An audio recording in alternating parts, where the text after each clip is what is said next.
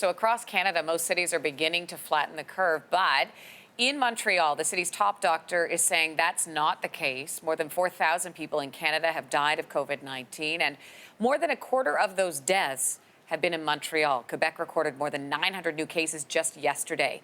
With a closer look at why this is happening, I'm joined now by Dr. Kaufman from McGill University. Thanks for joining us this morning. Great to be here. Good morning. Why are we seeing these kinds of numbers in Montreal? Well, it's been stable for a few weeks now, probably since April 15th. It's about the same number that you just quoted, about 900 new cases a day in Montreal or in Quebec, and about 200 ICU beds filled. We haven't really gotten much better or much worse, which probably isn't good news.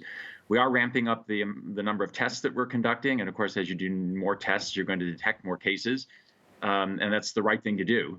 But of course, we would like to see the numbers decline as they are in some other countries. The Quebec government says it plans to increase the number of testing, as you just mentioned, to perform up to 14,000 a day. It's currently about 5,000. So is this going to help or hurt? Yeah, testing is definitely the way out of this problem. Like we need to reopen society at some point, and the two things we have to have in place in order to do that are a large number of tests available and testing strategy. The second thing is active contact tracing, to find cases, isolate them, isolate their contacts. That's how every other country's gotten out of this mess, and that's what we need to be ready to do as well. I mean, we look at the numbers, we really have to differentiate between what's going on in the community and what's happening in these pockets of these long-term care homes. Talk to us a little bit about that. Yeah, certainly most of the deaths and most of the detected cases are in institutional settings, long-term care homes, hospitals, and of course that's where we're doing most of the testing right now. So of course that's where we're going to find the cases as well. But those are the vulnerable places, and then of course we see some community outbreaks in places where workers live who are associated with those institutions. They bring those infections back to the community. So a broader testing strategy is going to be very important in order to stop the transmission in the community. But there's no doubt about the fact that the center of this epidemic is really in those institutional settings.